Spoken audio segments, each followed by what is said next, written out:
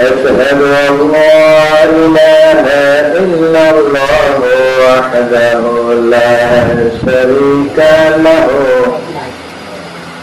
وأشهد أن سيدنا ونبينا ومحمودنا وبشيرنا ونذيرنا وطبيبنا وطبيب أرواحنا وحبيبنا وحبيب ربنا محمدا عبد الله ورسوله أرسله بالحق بشيرا ونذيرا وداعيا إلى الله بإذنه وسراجا منيرا أما بعد فقد قال الله تعالى في كلامه المجيد وفي فرقانه الحميد بسم الله الرحمن الرحيم إن الله وملائكته يصلون على النبي يا أيها الذين آمنوا صلوا عليه وسلموا تسليما اللهم صل على سيدنا مولانا محمد وعلى آله سيدنا مولانا محمد اللهم سيدنا مولانا محمد وعلى آله سيدنا مولانا محمد আমরা সবাই সালাম জানাই দয়াল নবীর উপরে আমরা সবাই সালাম জানাই দয়াল নবীর উপরে দয়া করে সফাইতে করবেন রোজ হাশরের ময়দানে আল্লাহুম্মা সাল্লি আলা সাইয়্যিদিনা মাওলানা মুহাম্মদ وعلى آل سيدنا مولانا محمد তাহসিকে রাসূল তরিকতপন্থী বিভিন্ন প্রান্ত থেকে আগত মেহমানবৃন্দ আসসালামু আলাইকুম ওয়া রাহমাতুল্লাহ।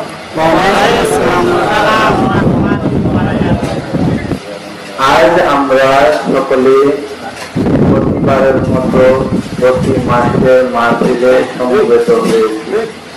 আল্লাহ পাক আমাদের প্রত্যেকের যে উদ্দেশ্য নিয়ে আমরা উপস্থিত হয়েছি সে আশা যেন পূরণ করেন, এই দোয়া আমি করি, আপনারাও করবেন। যাই হোক, কিছুদিন হলো আমরা পবিত্র রবিউল আউয়াল মাস উদযাপন করেছি তারপরের মাসে রবিউল আউয়াল। আমরা যে 11 শরীফ করি সেই 11 শরীফের মর্তবা এবং প্রথম মাসই হলো আজকে এই দিন এবং এরা। আমার মহান আল্লাহ পাক পবিত্র কোরআনে ইরশাদ করে, বিসমিল্লাহির রহমানির রহিম, ওয়ামা আরসালনাকা ইল্লা রাহমাতাল লিল আলামিন। আমার মহান আল্লাহ পাক বলে, হে আমার হাবিব, আমি আপনাকে সৃষ্টি জগতের জন্য রহমত হিসাবে প্রেরণ করলাম।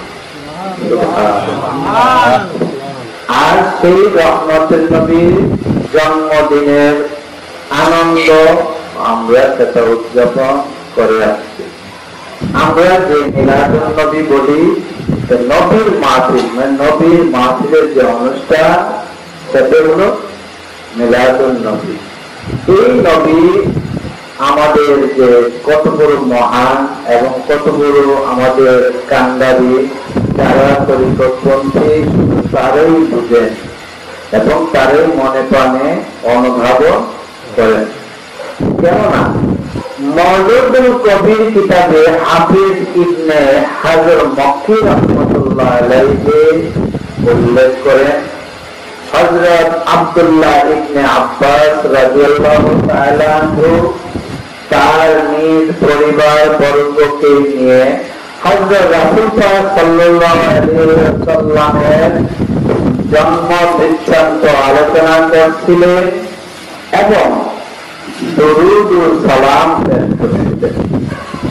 ঠিক সেই সময় হযরত রাসূল সাল্লাল্লাহু আলাইহি ওয়াসাল্লাম সেখানে তশরীফ নিলেন এবং এই পরিবেশ দেখে আল্লাহর নবী হযরত রাসূল সাল্লাল্লাহু আলাইহি ওয়াসাল্লাম বলেন, হাল্লাত লাকুম শাফাআতি, অর্থাৎ আমার শাফাআত তোমাদের জন্য ওয়াজিব হয়ে গেল। সুবহানাল্লাহ। তাহলে মিলাদুন নবী মাহফিল করা দরকার। অপর এক হাদিসে উল্লেখিত হযরত আবু দারদা রাদিয়াল্লাহু তাআলা আনহু থেকে বর্ণিত, একদা তিনি হযরত রাসূল সাল্লাল্লাহু আলাইহি ওয়াসাল্লামের সঙ্গে হযরত আবু আমির আনসারী রাদিয়াল্লাহু তাআলা আনহুর বাড়িতে তশরীফ নিলেন। সেই সময় হযরত আবু আমর আনসারী রাদিয়াল্লাহু তাআলা আনহু ওনার পরিবার বর্গকে নিয়ে আল্লাহর নবীর জীবন বৃত্তান্ত আলোচনা করছিলেন। তখন আমার প্রিয় রাসূল এই অবস্থা দেখে অত্যন্ত আনন্দিত ও খুশি হয়ে গেলেন। তখন বলেন, হে আবু আমর আনসারী, নিশ্চয়ই আল্লাহ পাক তোমাদের জন্য রহমতের দরজা খুলে দিয়েছেন এবং তোমাদের জন্য ফেরেশতারা মাগফিরাত কামনা করছেন। সুবহানাল্লাহ। তাই আমরা রাসূল প্রেমিকগণ একত্রিত হয়ে মহানবীর জন্ম বৃত্তান্ত আলোচনা করা, মিলাদ মাহফিলের আয়োজন করা, মিলাদ মাহফিল করা সাহাবে কেরামদের সুন্নাত। যারা এইরকম অনুষ্ঠান করেন অথবা শরীক হন, মহান আল্লাহ পাক তার রহমত নাজিল করে এবং হুজুর পাক সাল্লাল্লাহু আলাইহি ওয়াসাল্লামের শাফায়াতের ভাগীদার এবং সৌভাগ্যতা অর্জন করে থাকেন। এখন এই যে শাফায়াত কারা পাবে? এতদিন তো শুধু শুনছেন যে শাফায়াত। আমি এখন সূত্র করে শাফায়াত কারা পাবে সেটা বলছি। তাবরানী শরীফে উল্লেখিত হযরত ইবনে উমর রাদিয়াল্লাহু তাআলা আনহু থেকে বর্ণিত, হযরত রাসূল সাল্লাল্লাহু আলাইহি ওয়াসাল্লামের সর্বপ্রথম সাফায়েত দান করবে ওনার আহলে বায়াত অর্থাৎ বংশধরগণকে, তারপর মদিনাবাসীগণকে, তারপর পর্যায়ক্রমে সমস্ত ইমানদারগণকে। তাহলে প্রথম বংশধর, দ্বিতীয় মদিনাবাসী, তৃতীয় সারা পৃথিবীর ইমানদার যারা আছে পর্যায়ক্রমে সাফায়েত করবে। হযরত আলী ইবনে আবু তালিব রাদিয়াল্লাহু তাআলা আনহু থেকে বর্ণিত, হযরত রাসূল সাল্লাল্লাহু আলাইহি ওয়াসাল্লাম ইরশাদ করেন, শাফায়াতি লি উম্মতি মান আহাব্বা আহলে বাইতি। আমার উম্মতের মধ্যে যে আমার আহলে বায়াত অর্থাৎ বংশধরগণকে মহব্বত করে এবং তার জন্য আমার শাফায়াত নির্দিষ্ট। সুবহানাল্লাহ। তাহলে আহলে বায়াতকে মহব্বত করলে নবীজির শাফায়াত নির্দিষ্ট হয়ে গেল। এখন শাফায়াত কখন পাবে? এই শাফায়াতের সময়টা সম্পর্কে আমার মহান আল্লাহ পাক সূরা বনী ইসরাঈলের ৭৯ আয়াতের মহান আল্লাহ পাক ইরশাদ করেন, বিসমিল্লাহির রহমানির রহিম, আসা আইয়াবআসা রাব্বুকা মাকামান মাহমুদা। এই কথার নিকটে যে আপনাকে আপনার প্রতিপালক এমন স্থানে দণ্ডায়মান করবেন যেখানে সবাই আপনার প্রশংসা করবে। সুবহানাল্লাহ। বুখারী শরীফে উল্লেখিত হযরত ওমর রাদিয়াল্লাহু তাআলা আনহু থেকে বর্ণিত, মহান আল্লাহ পাক মাকামে মাহমুদ তথা প্রশংসিত আসনে আমার পেয়ারা নবীকে আদিষ্ট করবেন। তখন রাসূল পাক সাল্লাল্লাহু আলাইহি ওয়াসাল্লামকে শাফায়াত দান করার অধিকার দিয়ে দিলেন। সুবহানাল্লাহ। আর তারপরে আল্লাহর হাবিব আমার দয়াল রাসূল পাক সাল্লাল্লাহু আলাইহি ওয়াসাল্লাম সকল নবীদেরকে, সকল সাহাবায়ে কেরামদেরকে, সকল হাক্কানি পীর মুর্শিদদেরকে, সকল ওলি আল্লাহদেরকে শাফায়াত করার হুকুম দান করবেন। সুবহানাল্লাহ। তারপর সকলেই পর্যায়ক্রমে যার যার শাফায়াত করে যাবে এবং আমরা সেই সৌভাগ্যতা অর্জন করব। তাহলে আপনারা জানলেন শাফায়াত কারা পাবে, কখন হবে, পরিষ্কার হয়ে গেল। আজকে আলোচনা আমার এটার ইচ্ছা ছিল না, কিন্তু তারপরেও সেটা করছি। বর্তমান সমাজে এই বেদাত ছড়িয়ে গেছে। এই বেদাত সমাজে এমন ভাবে ছড়িয়ে গেল, মুসলমানদেরকে ইসলাম থেকে অর্থাৎ রাসূল সাল্লাল্লাহু আলাইহি ওয়াসাল্লাম থেকে দূরে সরিয়ে দিতেছে। মানে আমরা নবী থেকে এই বেদাতের পিছনে দৌড়তে দূরে সরতেছি। আব্বা মদ আমার যেত না, এমন এক পর্যায়ে আছি আমরা। আর এই জিনিসটা আমার বলার অর্থ হইল, এটা আমি আমার ইমানের দায়িত্ব মনে করে আমি এটা আজকে ছোট্ট ভাবে আসল যে একটি কথা বলবো, সেটা আপনারা মনোযোগ সহকারে শুনবেন। বেদাত শব্দের অর্থ হল নতুন কিছু উদ্ভব হওয়া বা উদ্ভাবন করা, অর্থাৎ ধর্মীয় বিধিবিধান নিয়ম কানুনে নতুন কিছু সংযোজন করা। হযরত রাসূল পাক সাল্লাল্লাহু আলাইহি ওয়াসাল্লামের জামানায় যা ছিল না, এটা সে কাজকে বলা হয়।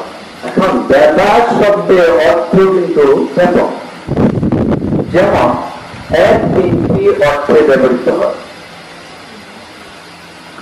এক, নতুন কাজ। এক নম্বর বেদাতের এক নম্বর জিনিস কি? নতুন কাজ, যা হযরত নবী করিম সাল্লাল্লাহু আলাইহি ওয়াসাল্লামের পরে সূচিত হয়েছে, মানে নবীজি থাকা অবস্থায় হয় না, তারপরে এটা আরম্ভ হয়েছে। দুই, সুন্নতের বিপরীত কাজ, যাহা সুন্নতকে বিলুপ্তি করে দেয়। তিন, যে সকল বদ বা খারাপ আকীদা যাহা পরবর্তীকালে সৃষ্টি হয়েছে। এখন এই বিদআত প্রধানত দুই প্রকার, একটি হলো বিদআতে সাইয়্যা, অপরটি হলো বিদআতে হাসানা। বিদআতে হাসানা হলো যাহা সঠিক, যাহা উত্তম, যাহা মঙ্গলজনক। আর বিদআতে সাইয়্যা যাহা মন্দ, যাহা ক্ষতিকর ও যাহা পথভ্রষ্টতামূলক। এই বিদআতে হাসানা আবার তিন ভাগে বিভক্ত, যথা এক, জায়েজ; দুই, মুস্তাহাব; তিন, ওয়াজিব। আর এই বিদআতে সাইয়্যা আবার দুই ভাগে বিভক্ত, একটা হলো মাকরুহ আর একটা হলো হারাম। এখন পরিষ্কার ভাষায় বলতে হয়, সকল বিদআতই জঘন্যতম বা নিন্দনীয় নয়। অনেক বেদাত আছে যাহা সওয়াব হাসিলের অন্যতম পন্থা, পথ। আমার এই আলোচনার উদ্দেশ্যটা হলো অন্য কোন উদ্দেশ্য না, শুধু আপনারা নিজেকে এটা সম্বন্ধে অবগত করা এবং এই বিষয়ে ধারণা নিলে সঠিকভাবে চলতে পারবে, সেটাই আমার একমাত্র উদ্দেশ্য। আরেকটা জিনিস হলো সকলকে নবী প্রেমে জাগ্রত করে দেওয়া, সেটাও আমার আরেকটা উদ্দেশ্য। বর্তমানে শুধুমাত্র মিলাদ, কিয়াম, জশ্নে জুলুস, আযানের পরে সালাতুস সালাম, ফরজ নামাজ ও জানাজার নামাজের পরে মোনাজাত করা, ওলি আল্লাহদের মাজারে যাওয়া এবং তাদের উরুস করা ইত্যাদিকে বেদাত বলে থাকেন। আমি বিনীতভাবে বলছি, এই কয়েকটি বিষয় কি বেদাত না আরো আছে? কিছু বেদাতের পরিচয় মনোযোগ সহকারে শুনেন। প্রত্যেক মুসলমান আমরা যে কলেমা পড়ি, এদের নাম নির্ধারণ করা এবং তাদের সিরিয়াল করা, সেটা বেদাত। কলেমার কোন নাম নাই, সিরিয়াল নাই, নবীর আমলে ছিল না। কোরআনটাকে সংযোগ করাটা, এই যে দেখেন, সেটা নবীর আমলে ছিল না, এটাও বেদাত। নামাজের সময় মুখে নিয়ত করা, আমরা এই মুখে নিয়ত করাটা বেদাত, নবীর আমলে ছিল না। জামাতের সাথে তাহাজ্জুদের নামাজ আদায় করা বেদাত, আজকের পড়তে তাহাজ্জুদ জামাতে পড়ে। দ্বীন ইসলাম শিক্ষার জন্য মাদ্রাসা স্থাপন করা বেদাত, নবীর আমলে মাদ্রাসা ছিল না। ঠিক বেতনের ভিত্তিতে মসজিদের ইমামের পিছনে নামাজ আদায় করা, এটা বেদাত। ইল্লা তাবলীগের সেই উসুলে দাওয়াত দেওয়া বেদাত, নবীর আমলে ছিল না। ঘড়ি থেকে সময় অনুযায়ী নামাজ আদায় ও সেহরি ইফতারি করা বেদাত। 10টা উড়োজাহাজ দিয়ে হজে যাওয়া বেদাত। বর্তমান সময়ে আবিষ্কৃত গাড়ির, television, telephone, mic, mobile, computer ইত্যাদি ইত্যাদি ইত্যাদি আর কত কম, এটা সবটি বেদাত, নবীর আমলে আছে। এখন কি খালি জশ্নে জুলুস আর মিলাদ, কিয়াম আর সালাতুস সালাম, এই বেদাত, এই দ্বিতীয় বেদাত, এই দ্বিতীয় না কৌশলী বেদাত। মেইন জিনিস হলো দুইটা, একটা হলো বেদাতে সাইয়্যা আর বেদাতে হাসানা। সাইয়্যা মানে হারাম, মানে না যায়, মাকরুহ তাহরিমি, মানে বেদা করলে আমি গুণ হইব। আর বেদাতে হাসানা হইল নেকি গুণ, জায়েজ, বৈধ। যেমন আমরা সালাতুস সালাম করি, সেটা কি যদি বেদাতে হয়ে থাকে, এটা নবীর আমলে ছিল না, কিন্তু এটা আমরা সওয়াব পাইতেছি, বেদাতে হাসানা। উরুস করতেছি, মাহফিল করতেছি, বেদাতে হাসানা। এরকম 10টা জুলুস করতেছি, বেদাতে হাসানা। নবীর রসুল গেছে ব্যাট হচ্ছে হাসান, কিন্তু ওই ব্যাট আর শব্দটা দিয়ে সবচেয়ে আপনার খারাপ। ভালো মধুও নষ্ট হয়ে গেছে, মিষ্টি তো নষ্ট হয়েছে, দই নষ্ট হয়ে যাওয়ার পরে মধুর রহস্য। এই যে বললাম যে সকল জিনিস নতুন সংযুক্ত কিন্তু নেকিপূর্ণ, নেক হাসিল হইতেছে বা সময়ের কারণে শেয়ার সুবিধা অনেক কিছু হইতেছে, সেগুলোর জন্য ব্যাট হচ্ছে হাসানা। ওয়া আখিরু দাওয়ানা আনিল হামদুলিল্লাহি রাব্বিল আলামিন।